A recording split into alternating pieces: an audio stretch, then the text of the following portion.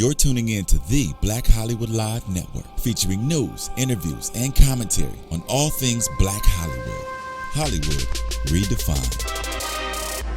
From Los Angeles, California, presented by Maria Menounos and streaming live thanks to Akamai Technologies. This is Black Hollywood Live. Next, featuring intimate and in-depth interviews with Black Hollywood's next edition of stars and influencers. Black Hollywood Live. Hollywood redefined. You're listening to Black Hollywood Live. And now, the host for Black Hollywood Live, next.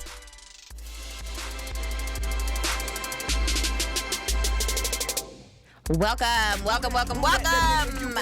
to another edition of Black Hollywood Live Next. You hear this music jamming in the background. We got a little J. Cole for you this Friday. Yes, I'm your host, Megan Thomas. You can catch me on Twitter, Facebook, and Instagram at Meg Scoop. And who are you, lady? Hello, you guys. It's Courtney Tesno. You guys can keep in touch with me at Tesnos on Twitter and Instagram. And be sure to use the hashtag BHL Next if you have any questions or comments for our guest today. And you know we keeps it hot like fire. Every Friday we have a guest on here that's somebody you need to know, and this week is no exception. You've seen him on CW's iZombie every Tuesday, 9/8 Central. It's the one and only Detective Clive Batno. Give it up for Malcolm Goodwin! Thank you guys. Thank you guys for having me. Love the intro music. Love it. Yes, you are like pumped and ready to go. That's my pre-audition music when I'm in the gym boxing. Really? When I want to go an extra round, go hard, I'll put that on. And when I want to go out to the club right before leaving the house, I'll play that. So the pre-turn up, we get it. It's the pre-turn up. Okay, I'm glad you shared that. Now I can use it. Okay, I can use it. Well, let's start talking about what's next and what's hot right now in the world. Let's do a little casting news, okay? All right. So, you know, there was a little, Empire is a really big hit show on Fox, and there was a little controversy because Monique said that she was offered the role of Cookie. And everybody's like, no, you weren't. Lee Daniels said, no, you weren't. Danny Strong, which is Lee Daniels' writing partner, said, no, you weren't offered the part. Well, she has now come out with proof. So she was on Sway in the Morning, and she produced the emails where they offered her the job of Cookie. Wow. And then she also showed the emails where they said, oops, our bad, because we didn't realize, I guess this being Lee Daniels' first TV show, he didn't realize he had to go through the networks and the executives for final say on who gets cast. Yeah. So the second email was like, oops, our bad, never mind. Lee fought for you, but sorry. Yeah, it wasn't up to him. Yeah, it was. He didn't know the network had to get involved. Right. So she was offering it. Wow. Right. Okay. So she was telling the truth. Exactly. So I felt bad for her because this whole time, everybody's like, oh, we even heard that Lee Daniels said that she was blackballed from the industry. That's why we haven't seen Monique for a while. No. Yeah. And so it kind of looks bad on him now that she's produced the emails like, hey, you sent an email, proof, February of 2014, that I am supposed to be Cookie. You're asking me for quote rates. Like, what's my quote? All that It stuff. sounds like he caught a bit of amnesia there. Yeah, or probably just there's a bit miscommunication in terms of he's probably talking about like an official offer from the network versus this personal offer that he gave through email, which he didn't know was protocol. So it's kind of like neither one of them was necessarily lying about it. Right. But yeah, an offer is an offer depending on how you see it. Yeah, it's a little different. It's a miscommunication. Do you think? I'm trying to think like would I like Empire with her as Cookie? I don't know if I would. like it really as, I think Taraji was a great pick. I mean, Terrence Howard and her are wonderful together. So they're incredible. Yeah. And it happened the way it was supposed to happen. Exactly. I mean, just what Empire is doing is just incredible. I mean, just the television history it's made, and I'm a big fan of Taraji, Terrence, and all those guys on that show. So, big congrats to them. Yeah, and then we're not knocking Monique at all. She definitely could be put for a different series that's coming out. Absolutely. So I think she still looks great. Cousin friend on the show. Monique's incredible. She'll be fine. Make a cameo, girl. She's so incredible. She'll be fine. Right. Yeah. I hope to see her in something. I ain't seen her in a while. Girl, I know. Come back. Please, Monique. All right, let's talk about some music. What's hot? All right, so we have there was a leak, actually. Rihanna and Chris Brown have a new song together, and people are saying, they're back together. It's a song called Put It Up, and it's kind of raunchy, so let's listen to this real quick. Ooh, okay. Let's hope we get to the raunchy I haven't part. heard this. Just leaked. Whenever they're ready, we're gonna get it. But yeah, so basically, so it's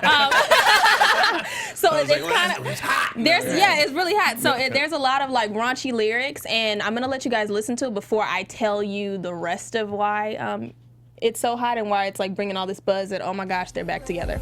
I'm just gonna take you from here, girl. That's right.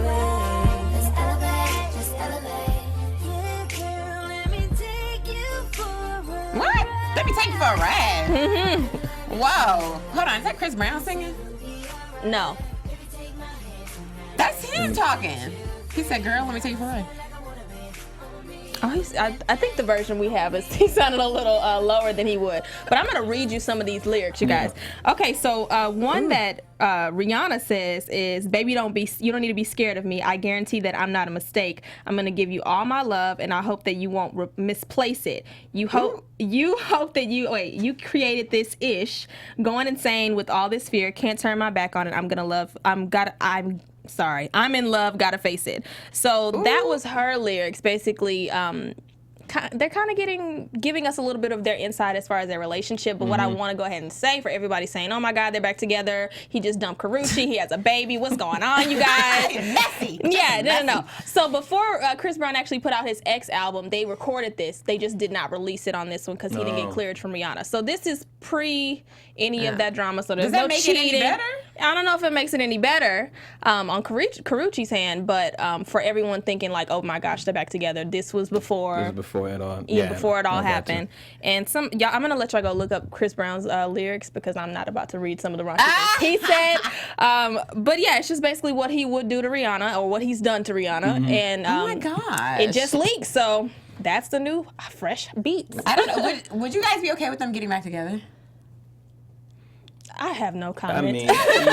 mean, to each his own. I mean, I don't know either one of them. I know they're incredible artists.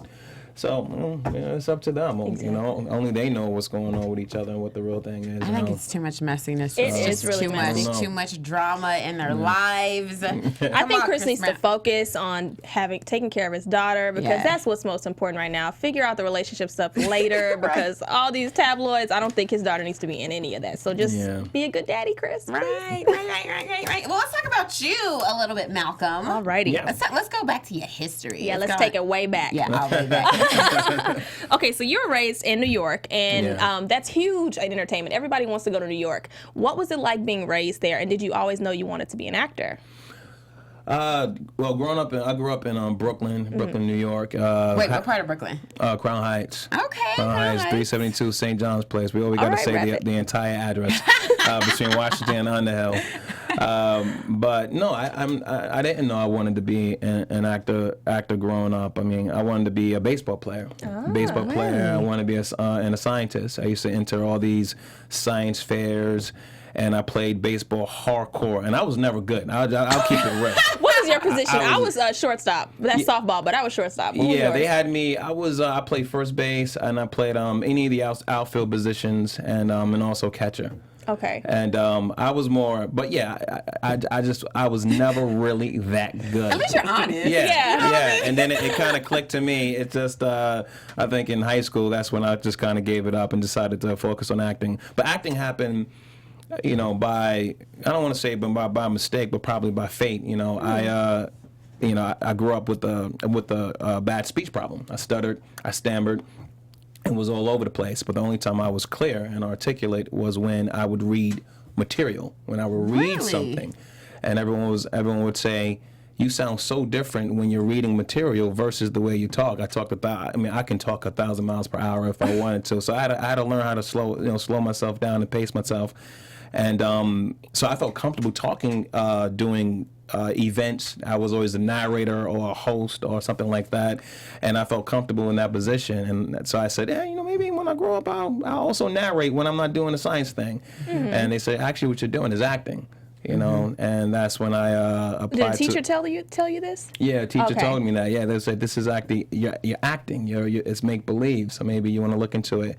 So I went to junior high school for theater in Brooklyn. I went to high school for theater in Manhattan, and I went to college for theater. And and it's been it's been an incredible journey. I had no idea I would be where I'm at right now. I just did it for the love and for the fun of it. Awesome. Wait, what kind of science projects did you have?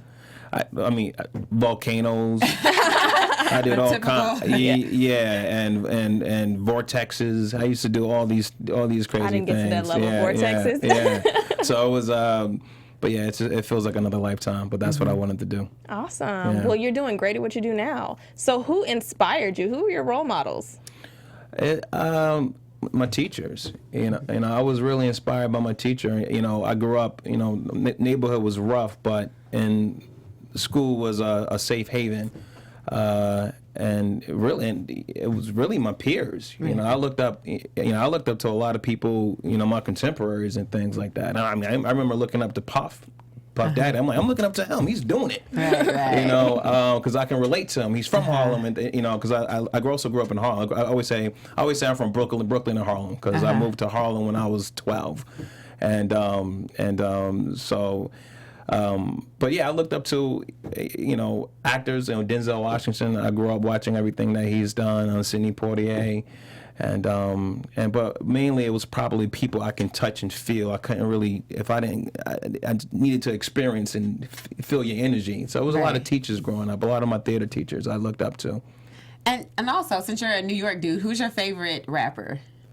I know it's got to be a New York guy. My favorite rapper from New York. My favorite rapper growing up, was Kool G Rap. And everybody always like, "Hi, you just don't seem like a Kool G Rap dude." I know. I would have guessed it. It was my Live and Let Die was like my first tape I had. Yeah. And I got and I listened to that tape non-stop. Oh my goodness, we all. It have was one. like my first introduction to like hip hop, and so Kool G Rap is always at a certain level because I grew up with that, and Big Al. I went to school with Big Al, so I was a big Al fan because we went to the same high school. Then Nas, Nas, I'm a big Nas fan, and.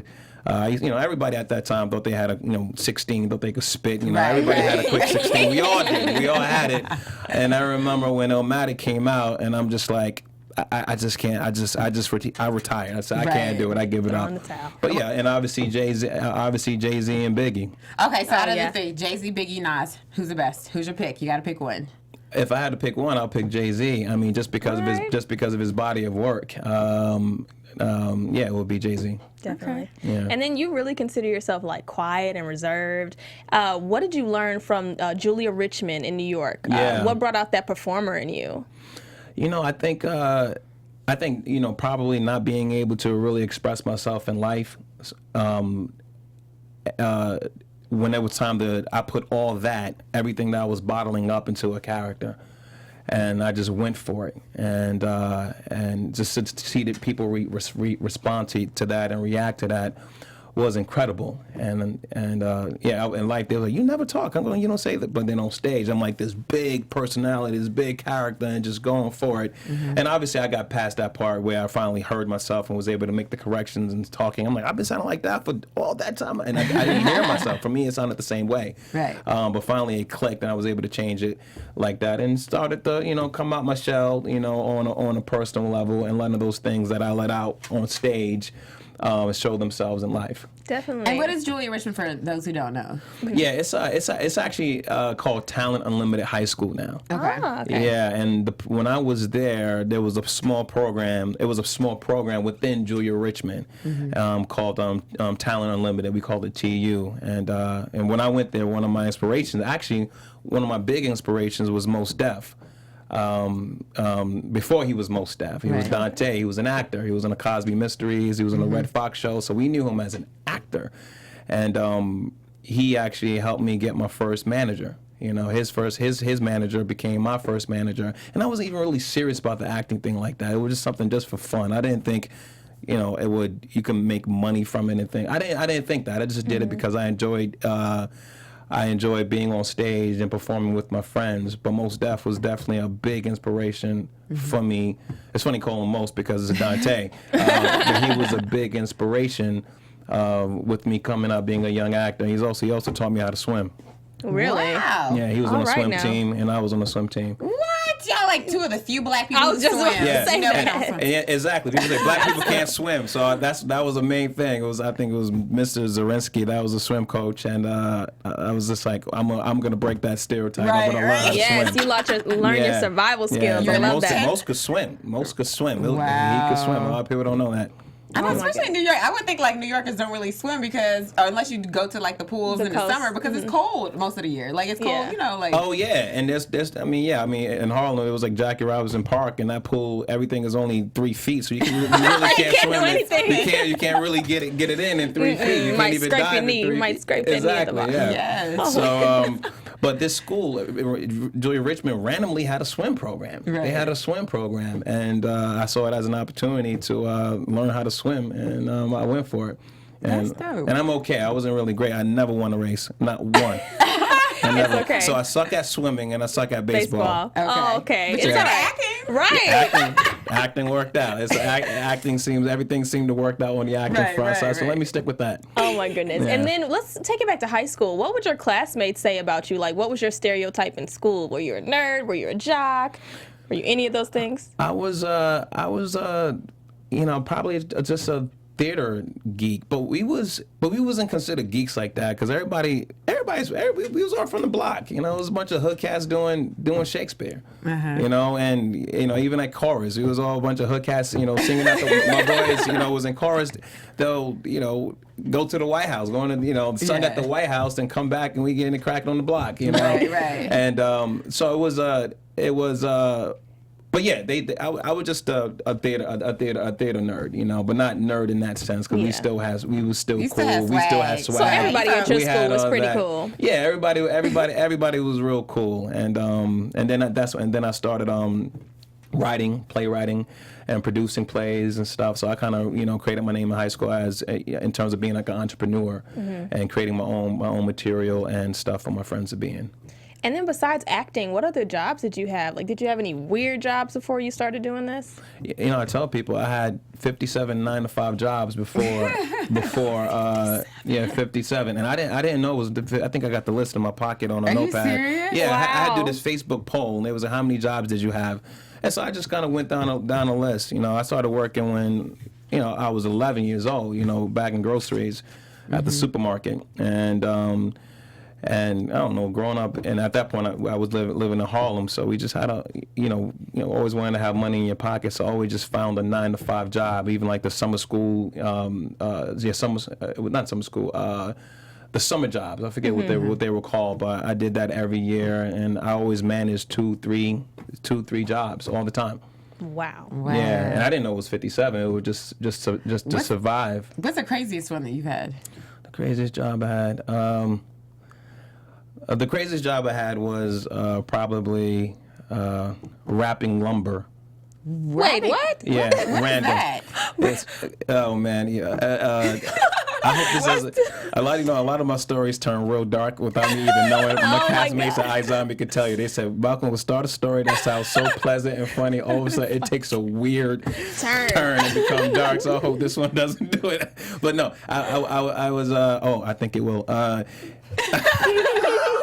Oh no, it does. I was working at this burrito place, and the manager at that job, she had her dad had like this lumber shop in Jersey. You had to take the PATH train, and you had to wrap bundles of lumber for firewood, and and every bundle you wrap, you get a dollar.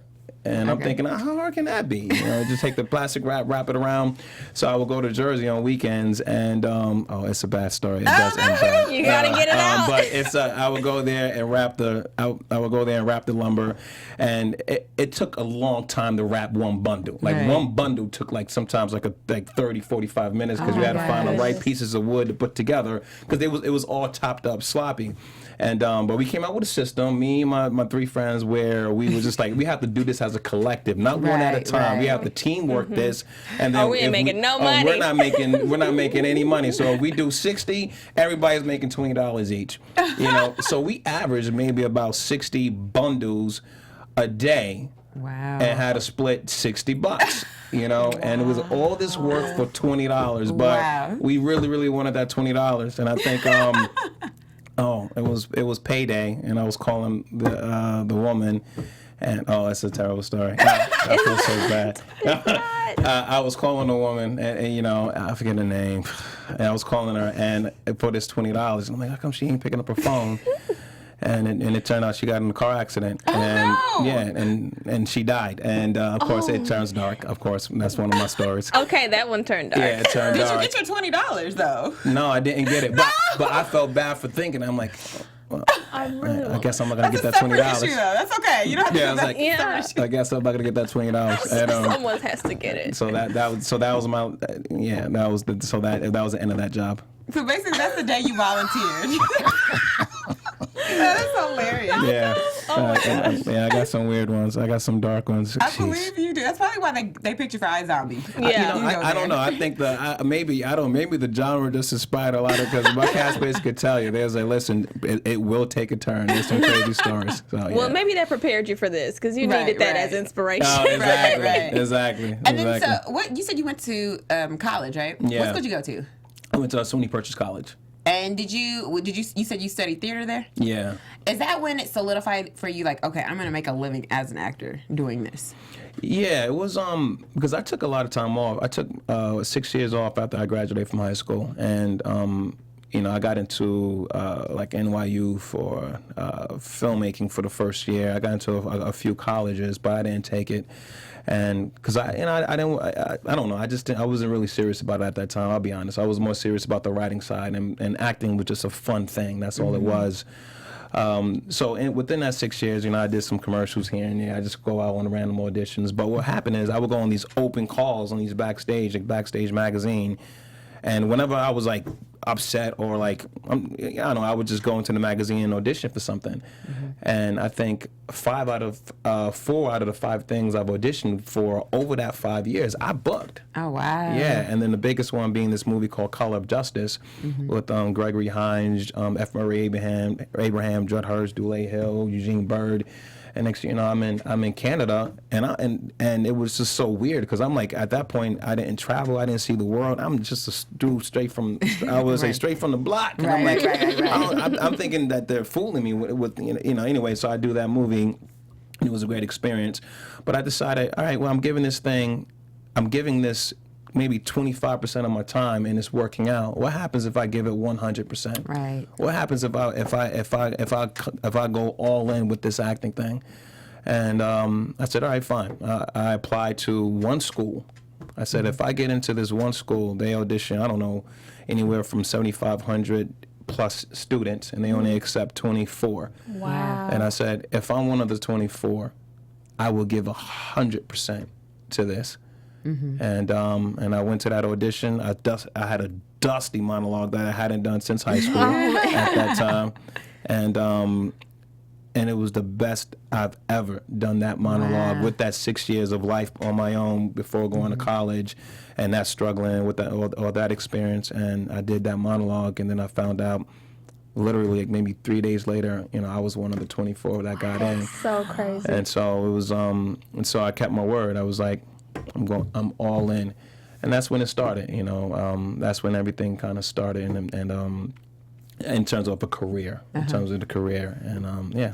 When did you decide to move to LA? I moved to LA in 2006. In 2006, and it was after I graduated. I graduated college in 2003, so I did the Law and Orders. I did all the New York shows, and I was kind of burnt out with theater because we did so much theater in college, and I also did a lot of theater. Believe it or not, in that 6 year, I did 6 year period. I auditioned for like this off-Broadway show at the Manhattan Theater Club and booked it. And so I got to perform, on a professional level. In 06, I just wanted to, I wanted more opportunity. And LA was that. Everyone's telling me there's more opportunity. You did this, that, and the third in New York. Now it's time to make the move to LA. So I said, all right, I'm going to give it 6 months. We'll see what happens. And then in the first 3 months, I got American Gangster. Yeah. So let's talk about that. So you played Jimmy Z. Yeah. And American Gangster. What was it like when you're like, oh my goodness, I get this movie and it's Denzel is in it? How did you feel? You know what? That was an incredible experience because when I got that job, when I got the American Gangster job, I actually got that off a tape. Wow. Yeah, and so I put a tape together, filmed it, and it was a crazy story to get it to casting. It was an adventure. Two of my great friends, they came through in the clutch, and because I had to get it to New York, so I had to upload the file to the internet. My boy had to download it, burn it on a DVD, and then he had to go to work, so he had to pass it off to one of my other boys. Wait for it to finish rendering. Yeah, and then he had to go to the job, pick the DVD up, and then drop it off. See, teamwork, It was man. teamwork, yeah, and then drop it off to my manager, who then got it to the casting agent, and then and then next thing you know, it's okay. You're one of 25. Cool. Oh my You're in the mix. goodness. You're okay. You're one of 20. You're one of 15. You're one of 10. You're one of 5. You're the one. Next thing you know, you're the one. Wow. And then when I went to shoot American Gangster, it was really just for, to my knowledge, just one scene. It was just the what turned out to be the piano scene. Right. It was just for that one scene. Next thing you know, there's these other scenes, and they're like, "Oh, you're going to be the snitch," and I had 1 week worth of work turned to 3 months of work. Yes. Yeah, and I'm like, and I'm working with Denzel, Russell Crowe, Vasquez, Ruby D, all these great people, and it was just a common T.I., great people, and I was a sponge. I'm going to be a sponge, and just learn as much as I can from these people I respect so much, and it kind of just, for me, seeing, holding them in such high regard, it kind of, for lack of a better expression, it brought the entire experience down to earth. Right. Because it was here before, and I'm like, wait a minute, these are people, flesh and blood, regular people. Yeah. And they're just, I don't know. And then I'm like, I think there's a place for me here in this business. So it just gave me it just gave me a lot of confidence to keep the pedal to the metal and keep pushing forward. So first you're like, "Mama, we made it," and then you're like, "Okay, well, let me get to this for real." Yeah, Buckle down. exactly, yeah. And then in 2011, you landed your first, I guess, series regular role in A&E's Breakout Kings with Yeah. Lazo. I love that show. Oh, thanks. And I'm so mad it's not on air anymore. But you did really, really well. And thanks. I think that was, even though I saw you in American Gangster, that was the first time I was like, yo, this dude can act. Like, I watch him for real. Like, I mean, you did good, but I was like, I watch him for real. Like, he's good. What was it like to be a series regular for the first time? I mean, it was a dream come true. And I say that a lot because there's things that I've experienced that I didn't know was a dream until it happened, and but yeah, that was my first that was my first pilot season too. It was one of those things where I came out here in 2006 for pilot season, but I always had a movie because after American Gangster, things just went nonstop. It was always films, American Gangster, Leatherheads, America at St. Anna, and it just it kept on going. And I wanted to get on TV so bad, and I mean, at least try for pilot season. So finally, this year is free, and I book it, and I mean, it's just to work and play a character on a 13-episode arc, and to be part of that production family. With Laz, Surrender, Dom, Brooke, Jimmy, it was. It was great. I mean, as cliche as it may sound, it was definitely a dream come true, and I learned a lot from these people. Laz and Dom, these guys were like big brothers to me. Just available, and Jimmy, just great friendships all around. So it was awesome. Right, and I will say this. If you ever, I'll say this: that show to me should have been picked up for like 4 or 5 more seasons because I could just see where it was going. I was like, oh yeah, I have big dreams for Breakout Kings. What's gonna happen next in the next season? Yeah, and then really I was like, developing. wait, that's it? Why? Like, It happened. It was one of those things where, and also it had a resurgence like during like Netflix. Right, I feel like more people knew about it once it came out on Netflix, and like, oh, what's up, Shay? And they saw it through Netflix, not necessarily when it was on A&E. Right. But yeah, I mean, obviously we would have loved for it to continue and move forward, and unfortunately it didn't. But it's great that people are discovering it, like I said, through Netflix and torrents or wherever else they're finding the show from. right. And would you rather be on a film or on a TV show? TV show. Well, there's really no strong preference. I mean, unless you get down to like financials and things. But you know, but that aside, you know, Yeah. just literally like, okay, I'm coming into work every day. Yeah. for Yeah, this you set really amount grow of that time muscle. versus Yeah. like it's a quick family. Like, which one is more preferential to how you live? Oh, that's a tough one. 'Cause I love film, I love movies, but you know, right now because I'm on a TV show, I'm gonna say TV, and it's also just because of the camaraderie I have with everybody, you know, with iZombie, and just the friendships and the family I built with these guys.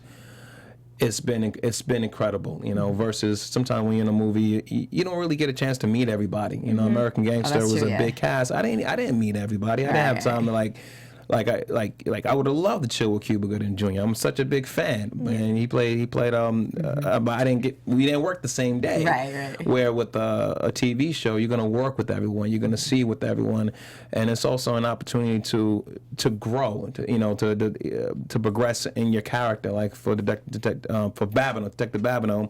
You know, was his rookie homicide detective, and by the time you see him in episode 12, 13, you go, I remember when he didn't know what he was doing in episode 1. So you have that opportunity to keep building and building and building and building as a character, and obviously it helps as an actor as well. So I would say TV. Okay. And so since we're talking about iZombie, it's every Tuesday on the CW, 9/8 Central. Make sure y'all check it out. And I watched it, and I was like, this isn't actually, like, this show is awesome. And the fact that the girl eats the brains, the main character, I forgot her name, help me out. Liv Eats more. the brains with the noodles, and she turns around and she's flipping the noodles, and I'm like, that almost looked good for a second. Yeah. Oh, It almost looked like it was Sometimes appetizing. it looks tasty to me. Eating the brains. I wouldn't eat it, but it looked tasty. We're not eating that. What is it like to be in this type of genre of film and TV? It's been incredible. I mean, just the fandom around it, going to the conventions. Are the fans different for this type of genre Versus from what you've experienced in the past for the other shows that you've done? well, the only one who will Breakout, but actually, there's a lot of Breakout Kings fans. You know, who's a lot of people. I go to the Comic-Con festival. They go. Shay Daniels, Breakout Kings. Right. So it's kind of goes hand. It's kind of the same. It's a little different in terms of like the cosplay. You know, Okay. I didn't even know what cosplay was until I got. There's a lot of things I didn't know until I got started working on iZombie, like cosplay. I didn't know about people dress up, and that's what the term is. And also like shipping. I didn't know what was shipping. I'm like FedEx, UPS, and that's people combining relationships and the names and things. I had no idea. Wait, what? Shipping is Shipping, what? yeah, like shipping. For example, they like Ravi and Babineau relationship. You combine their names, so it'll be like Ravino. Come on, Megan. Like, Yeah, you didn't know either. Don't feel bad. I didn't know that's what it was. I didn't know it was a term for that. The, You know the what I mean? fans always Like make up NBA, those names. They combine them. Yeah, they combine those. Yeah, There's a name for that? Yeah, you got to get on the hashtags, honey. See, I learned something every Yeah. day. Okay. So I didn't. Don't feel like I said I didn't. A month and a half ago, I had no idea what that was. But yeah, it's this artist term. It's fun. It's fun. It's also it's a younger audience with it's a nice mix of ages with iZombie too. So it's just been a lot of fun and a lot of enthusiasm, a lot of love, a lot of support. It's been great. Would you do like a horror movie? Oh yeah, Like all the way to the dark side. I'm down to do some horror. I'm down to do some horror. You can tell more of your stories, huh? Yeah, like I said, well, yeah. I mean, some of my stories are like real life horror stories, so it'll be a perfect match. Mm-hmm. You worked with some really legendary actors, of course, Denzel Washington, and now you're in a movie, Run All Night, with Liam Neeson. Yeah. And that's amazing. What was it like and what was the most challenging part about being in this movie? It was. I probably would say it's very tedious. Mm-hmm. And shooting action sequences are very, very tedious. A lot of pieces, a lot of parts. So it's just kind of being available, constantly being on, and being available during those breaks and things like that. And also it takes a lot of time. So it's just being patient and present, and just which wasn't a challenge for me, but if anything was, it was also just great to also watch these big action sequences. There was camera rigs I've never seen before. Really? I'm like, oh, that's how they do that, So it was also I learned a lot during that in between time. So it Did was you great. have to do stunts too? Yeah, I do some stunts. Really? Yeah. Like- When that car is going around, that's me shooting out that car. Yeah. no. What? Yeah. Did you get any injuries, any bruises? No nicks, cuts? injuries on this one. No. So Superman on I this was one. good. I Wait, was there's good. somebody that's with you, like helping you in the car. Is it just all you? Yeah, it's also my boy Gavin. He's he's my partner in that, so he's Okay. driving. So that's they have a stunt driver, of course. And, I think the guy, it was a stunt driver's from I forget his name, but he's so great. But they do stunt driving for Fast and the Furious and things like that. And so it was so he's doing all the crazy driving and things like that. And Liam Neeson, what's crazy is when he's driving, there's actually somebody on top of the car, like in a helmet and in this cage. They're really driving the car, and so as the steering wheel turns, all Liam has to do is hold on to the wheel, and it's moving. He just plays it. He's playing the action. But there's somebody on top, sitting on the roof of the car, Crazy. driving crazy, and you just have to trust. I know that is. And I never seen that before. Oh my That gosh! is- Because I would be like, oh no, I accidentally grab it too hard. I'd be like, oh no, Yeah. oh no, Whole wait, body wait, wait, movement, wait. yeah, That's what no. you're driving for real. Everybody wanted to get on top of that car and see what that feels like to drive Oh a my car gosh. on top of a car. They are fearless. I Yeah. couldn't do it. Yeah, so it was just great. A lot of fun things to see. And then what has been your favorite TV show or movie to work on? You've worked on so much. Right, like- right. Yeah, it's I've had so many. I mean, there's been some great independent films I love working on. I did this film called The American Dream. It was just a super indie film that that was written by Jamil Walker-Smith, a good friend of mine. That was great. I did a film with Paul Walker called The Lazarus Project, which I'm always proud of that because we just had a great vibe and chemistry. I mean, rest in peace, on that set. And to play this mentally challenged character, I really, really, really enjoyed that. And gosh, there's been so many great TV. There have been. I was like, there's what's that one? There's just been I tell you one that was, I definitely had a great experience when I worked on, I'm a big M. Night Shyamalan fan, and I got to work with them on Wayward Pines, which comes out, I think, mid-March. Yeah. So when I got that part in the pilot, I didn't know he was directing it. I didn't know until I got on set. And I'm I like, thought he just produced it, so he's directing it as well. yeah, he directed the pilot. Wow. So I get on set, and usually, I've met tons of celebrities. I'm always cool. I'm not really, I don't really get starstruck like that. There's a few people that can get me there, like, oh, snap. Yeah. And then, but he was one, and I was like, oh my God, yeah. Like I just gotta give you your props so I can act regular. Right. Yeah. And because I used to watch all of his movies. All the special features, DVDs. I watch everything, and I just thought that he was just so gracious in terms of giving the right information for aspiring filmmakers on those things. So I applied them to myself. So, but that was a great experience to work with M. Night Shyamalan on that. It was incredible. My goodness, you've done so much. Yes, you do everything. Right, so you've been in every genre there's ever been. What do you still have left to accomplish? Like, what's something that you go, that's a project I haven't tackled, I would like to do that? Good question. Maybe because horror. I still haven't done a horror movie. Although because I haven't done horror yet. No, black people get killed first. Don't Yeah, do it. don't Don't do do it. it. Don't do You're it. not gonna have a lot of scenes. You gotta have a couple black people, Right. and then one will die. If there's one more guy, then you might live a little longer. Yeah. So a horror movie. Okay, so we gotta get you in a horror movie. We do a horror, yeah. So then you're also a producer and director, and you've got some other projects, Past the Light and Construction, right? Yeah, Past the Light and Talk about Construction. those. What is that? Yeah, Past the Light is an inspirational family film. It's a film that written by my partner Victor Hawks, and it's a feel good. It's a feel good film about a 17-year-old kid who's running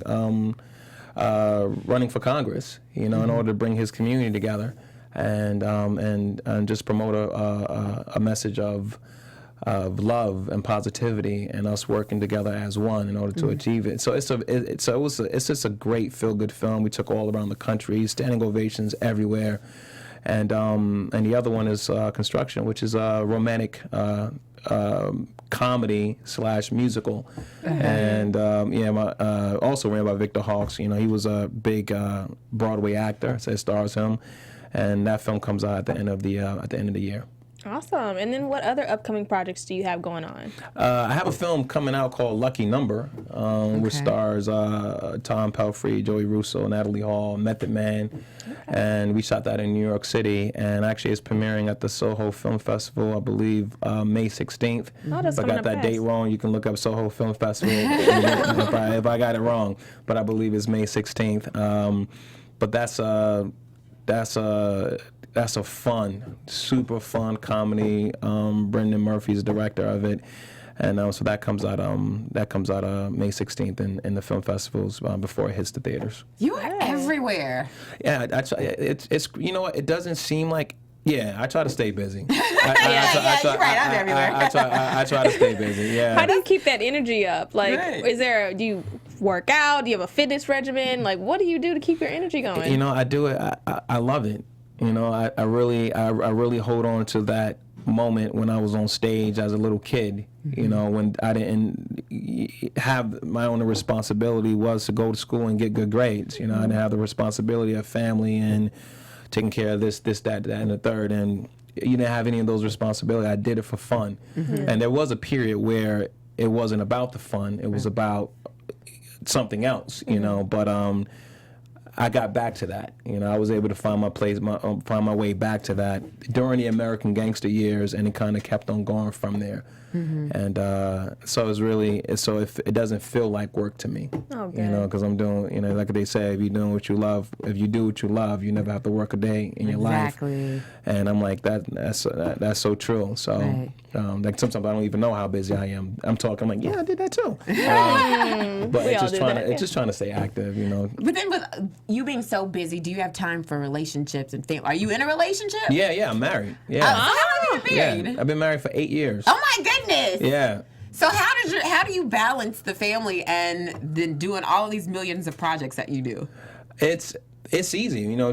My wife is my partner in crime. You know, she's also in production too, and we went to theater school together, and now she works behind the camera, and so she gets it. She understands it, and obviously there's that period of time learning how to balance, you know, being away and traveling, and maintaining our relationship and keeping it strong and going.